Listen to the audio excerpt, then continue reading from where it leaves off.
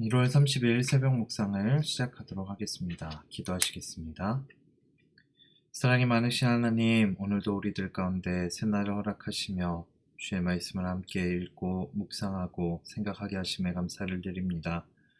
오늘 말씀을 통하여서 우리의 삶 가운데 정말 하나님의 뜻이 무엇인지를 깨달아 알게 하시고 하나님의 사람답게 살아갈 수 있는 오늘 하루의 삶이 될 수 있도록 함께 하시고 동행하여 주시옵소서. 우리 주 예수 그리스도의 이름으로 기도드립니다. 아멘. 오늘 우리에게 주신 하나님의 말씀은요, 마태복음 8장 14절에서 22절에 있는 말씀입니다. 제가 봉독해 드리겠습니다. 예수께서 베드로의 집에 들어가사 그의 장모가 열병으로 앓아 누운 것을 보시고 그의 손을 만지시니 열병이 떠나가고 여인이 일어나서 예수께 수종들더라. 저물매 사람들이 귀신 들린 자를 많이 데리고 예수께 오거늘 예수께서 말씀으로 귀신들을 쫓아내시고 병든 자들을 다 고치시니 이는 선지자 이사야를 통하여 하신 말씀에 우리의 연약한 것을 친히 담당하시고 병을 짊어지셨도다 함을 이루려 하심이더라. 예수께서 우리가 자기를 에워싸는 것을 보시고 건너편으로 가기를 명하시니라. 한 서기관이 나와 예수께 아뢰되 선생님이여 어디로 가시든지 저는 따르리이다. 예수께서 이르시되 여우도 굴이 있고 공중의 새도 거처가 있으되 인자는 머리 둘 곳이 없다 하시더라. 제자 중에 또 한 사람이 이르되 주여 내가 먼저 가서 내 아버지를 장사하게 허락하옵소서. 예수께서 이르시되 죽은 자들이 그들의 죽은 자들을 장사하게 하고 너는 나를 따르라 하시니라. 아멘. 오늘 본문은요, 주님께서 산상수훈을 마치고 내려오신 후에 일어났던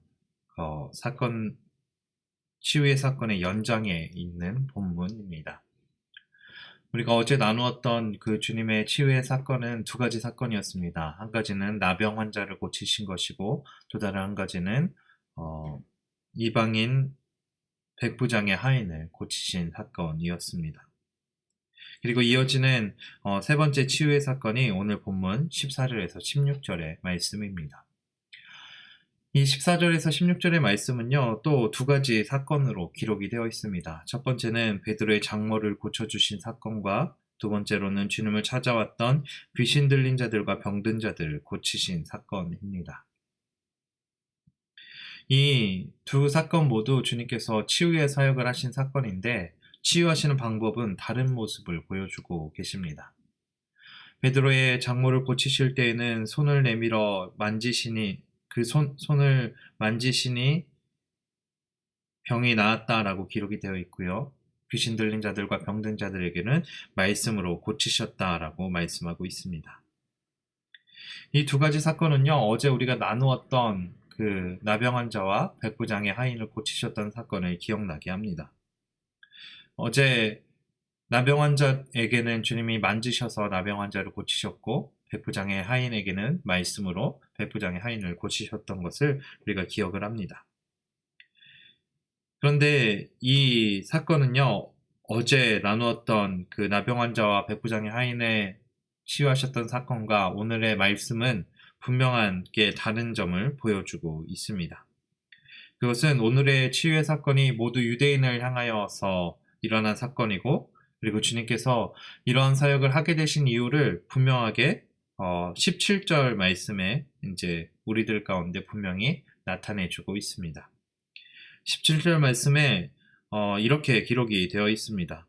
이는 선지자 이사야를 통하여 하신 말씀에 우리의 연약한 것을 친히 담당하시고 병을 짊어지셨도다 함을 이루려 하심이더라.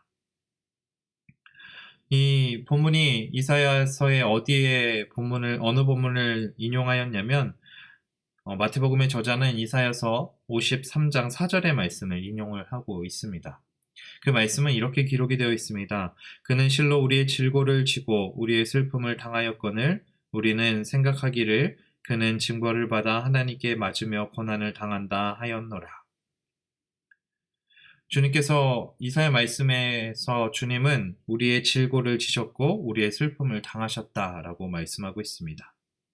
다시 말해 오늘 주님께서는 우리의 연약한 것을 친히 담당하시고 병을 짊어지셨다라는 말씀을 통하여서 우리의 슬픔을 주님께서 짊어지셨고 우리의 슬픔을 담당해 주셨다라는 것을 우리가 알 수가 있습니다. 주님은 어제 심령에 가난했던 두 사람에게 치유를 베푸셨다면 주님은 오늘 애통하는 사람들에게 치유를 베푸시고 있습니다.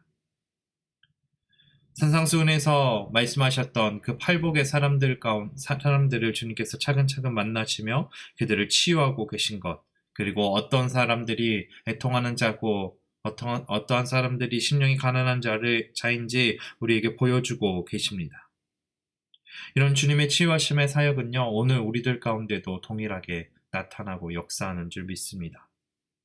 주님은 오늘도 우리를 찾아와 주셔서 베드로의 장모를 만지셨던 것처럼 우리를 만지시며 말씀으로 치유하시고 귀신을 쫓으셨던 것처럼 말씀으로 우리를 위로하고 계시는 줄 우리는 기억해야 합니다.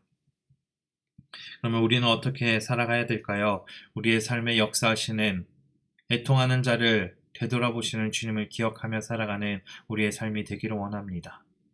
그래서 나의 슬픔을 생각하고 나의 아픔을 생각하고 나를 먼저 생각하는 것이 아니라 애통하는 이웃들과 어려워하는 이웃들을 되돌아보며 이웃을 생각하며 살아가는 우리의 삶이 되기를 원합니다. 지금 한국교회는 한국교회 스스로를 염려하고 스스로만 걱정할 때가 아닙니다. 이웃과 함께 아파해야 되고 주님의 말씀처럼 주님처럼 이웃의 애통함에 동참할 수 있는 우리의 삶이 되어야 될 줄 믿습니다. 그러니 우리가 먼저 이웃의 애통함에 이웃의 슬픔에 동참하며 그들과 함께 슬퍼하며 그들을 위로할 수 있는 오늘 하루 우리의 삶이 될 수 있기를 간절히 축원합니다. 이어지는 18절에서 22절 말씀에서 주님을 따르는 자의 모습에 대해서 또 기록되어 있습니다. 오늘 본문에서는 주님을 따르겠다라고 고백하는 두 명의 사람이 등장합니다. 한 명은 서기관이었고요. 한 명은 아버지의 장례를 준비하는 제자였습니다. 서기관은요, 주님의 집당 밖에 있었던 사람입니다. 서기관은 인정받는 사람이었고, 서기관은 존경받는 신분에 있었던 사람, 그리고 안정된 삶을 누리던 사람이었습니다.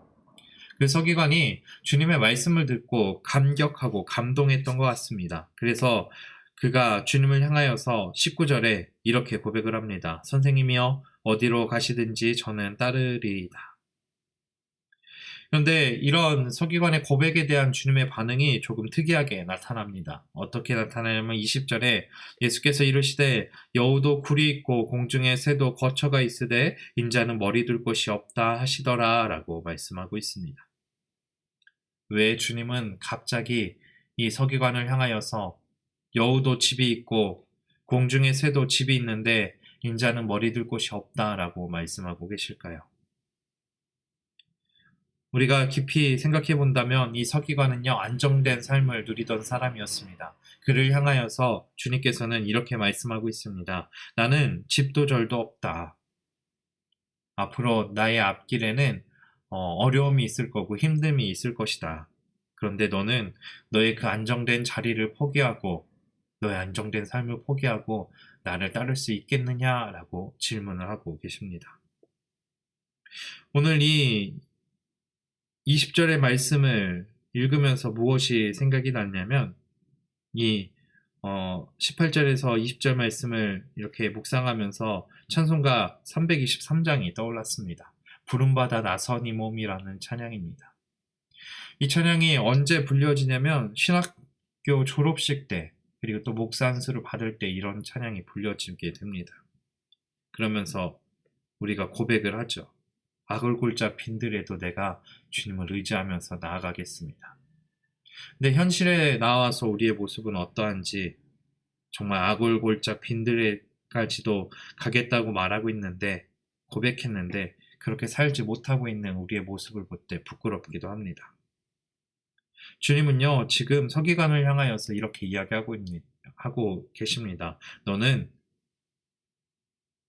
나를 따르려면 그 아골골자 빈들까지도 나아가 어려움을 겪고 집도 절도 없는 나의 삶 가운데 들어와야 하는데 그렇게 할 수 있겠느냐라고 질문을 하고 있는 것이죠.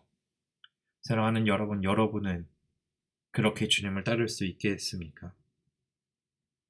이어지는 제자는 주님의 품 안에 있었던 사람입니다. 21절에 보니까 제자 중에 또 한 사람이 이르되 라고 말하고 있습니다. 그리고 이 제자는 주님께 이렇게 부탁을 하죠. 주여, 내가 먼저 가서 내 아버지를 장사하게 허락하옵소서. 그런데요, 주님의 반응이 좀 특이합니다. 어떻게 반응하시냐면 22절에 예수께서 이르시되 죽은 자들이 그들의 죽은 자들을 장사하게 하고 너는 나를 따르라 하시니라. 근데 여기서 우리가 깊이 생각해 봐야 될 거는요. 이 제자의 아버지가 지금 죽었냐 아니면 살아있냐라는 것이 기록되어 있지 않다라는 것이죠. 정말 아버지가 당장에 죽어서 아버지를 제사 지내러 아버지의 장례를 치르러 가야 되는 제자였다면 주님께서 하셨던 그 말씀은 우리들 가운데 상처가 될지도 모릅니다. 하지만 언제 돌아가실지 모르는 아버지의 죽음을 기다렸다 아버지를 장례를 치르고 따르겠다라는 것 또한 우리에게는 이해할 수 없는 상황일지도 모릅니다. 주님이 오늘 이 제자에게 나를 따르라 라고 말씀하시고 있는 것은 아버지의 장례를 치르는 것보다 더 급박한 일이 바로 주님을 따르는 일이다 라고 말씀하고 있습니다. 더 깊이 생각해 보면 다른 모든 것들을 포기하고 전적으로 주님을 의지하고 주님을 따르라고 오늘 말씀하고 계신 것이죠. 우리는 이렇게 주님을 따라야 합니다. 나의 생각, 나의 욕심, 나의 자리, 나의 모든 것을 내려놓고 전적으로 주님만 바라보며 주님을 의지하고 주님을 따르며 살아가야 된다라는 사실이죠. 우리의 삶 가운데 우리는 그러면 어떻게 살아가야 될까요? 정말 우리가 주님처럼 모든 것을 다 내려놓고 정말 집도 절도 없이 살아가야 될까요? 그런 것이 아니라 우리의 마음에 그런 고백과 다짐이 있어야 합니다. 어떤 상황이라도 주님을 따르겠다. 어떤 어려움이 내 앞에 놓여지더라도 주님을 의지하며 주님을 바라보며 가겠다. 주님을 최우선에 두고 살아가겠다라는 우리의 삶의 자세가 필요합니다. 그렇다면 그 길이 힘들고 어려울지라도 주님을 따를 것이고요. 우리 가운데 어떤 급박한 일이 있더라도 주님을 따르는 것, 하나님의 사람답게 살아가는 것, 주님을 닮아가는 삶이 중요한 것을 기억하며 살아가는 우리의 삶이 되어야 될 줄 믿습니다. 말씀을 마치겠습니다. 오늘 주님은 우리들의 애통함을 아시고 우리를 위로하시는 주님이십니다. 그리고 또 우리에게 말씀하십니다. 정말 어떠한 상황 가운데서도 나를 따르라. 나를 따르는 것이 최우선이 되어야 한다라고 우리에게 말씀해 주고 계십니다. 오늘 하루의 삶이 이렇기를 원합니다. 주님이 언제나 우리를 위로하시는 줄 믿고 우리의 어려움 가운데 주님이 역사하시는 줄 믿고 그 주님의 위로와 그 은혜와 사랑 안에 거하며 살아가는 우리의 삶이 되기를 원합니다. 그리고 그 주의 은혜를 나만 누리는 것으로 끝나는 것이 아니라 우리의 주위에 있는 애통하는 자들을 찾아 그들을 위로하며 그들 가운데 그리스도의 사랑과 은혜와 사랑을 나누며 살아가는 우리의 삶이 되기를 원합니다. 그리고 나의 안정된 자리, 나의 세상의 일이 더 주님을 따르는 것보다 더 귀하고 더 소중한 것이 아니라 그 무엇보다도 주님을 따르는 것을 귀하게 여기며 주님을 닮아가는 것, 주님의 사람답게 살아가는 것을 가장 우선시하며 살아가는 우리의 삶이 될 수 있기를 간절히 축원합니다. 기도하겠습니다. 사랑이 많으신 하나님, 오늘도 살아 역사하셔서 우리의 삶을 위로하시며 우리의 삶 가운데 주의 은혜를 베풀어 주심에 감사를 드립니다. 아버지, 우리가 온전히 주만 의지하며 살아가기를 원합니다. 주의 위로하심과 주님의 돌보심의 은혜 가운데 거하며 살아가기를 원하오니 주여 우리들 가운데 위로하시는 주의 은혜와 능력으로 함께하여 주시옵소서. 그러나 주님, 우리만 주님의 베푸신 은혜를 누리는 것으로 끝나는 것이 아니라 우리 주위에 애통하고 슬퍼하는 자들을 돌아보게 하시고 그들 가운데 그리스도의 위로와 은혜를 나누며 살아가는 우리의 삶이 될 수 있도록 함께 하시고 역사하여 주시옵소서. 그리고 무엇보다도 주님을 닮아가는 삶을 살아가기를 원합니다. 주님이 닮아가는 삶이 어렵고 힘들고 때로는 나의 것을 포기해야 되는 상황이 놓여질지라도 온전히 주님을 닮아가며 온전히 주님을 의지하며 살아가기를 원하오니 주여 우리의 삶 가운데 역사하시고 통행하시고 주의 성령으로 우리의 삶을 지켜 주시옵소서. 오늘 하루도 우리 사랑하는 실림교회 모든 성도들의 삶 가운데 위로해 주시는 주의 은혜와 이끄시는 주님의 인도하심으로 함께해 주실 것을 믿으며 우리 주 예수 그리스도의 이름으로 기도드립니다. 아멘.